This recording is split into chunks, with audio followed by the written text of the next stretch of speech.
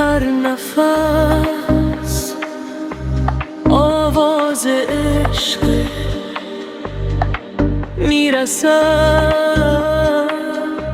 از چپ و راست. ما به فلک میرویم از همه تماشا که راست. ما به فلک بوداییم یار ملک بودتریم، باز همانجا رویم جمله که آن شهر ماست. خود ز فلک برتریم واز ملک افزونه تریم، زین دو چرا نگذریم منزل ما که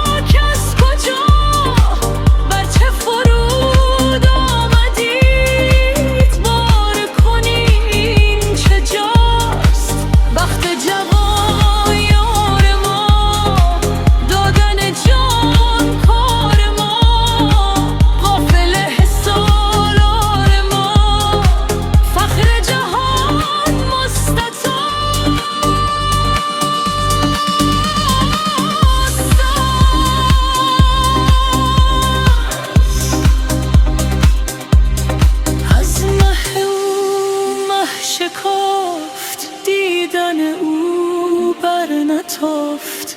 ماه چنان بخت یافت او که کمین گداست. بوی خوش این نسیم از شکن زلف اوست، شعشع این خیال زان رخ چون والدهاست.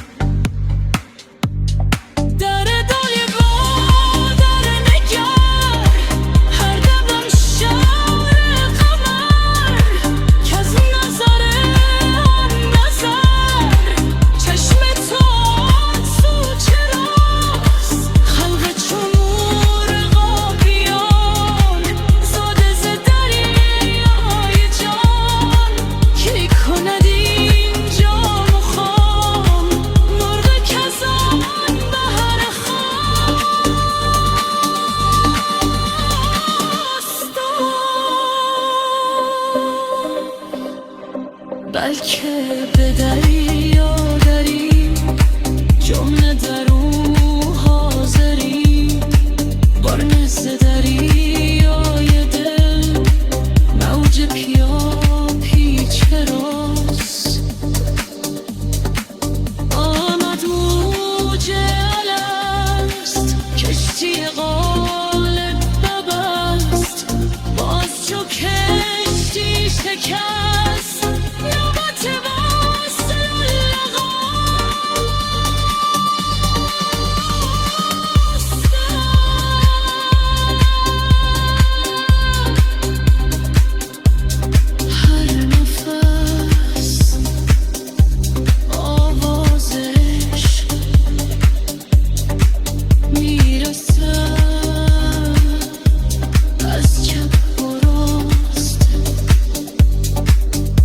فلک می رویم از همه تماشا که راست.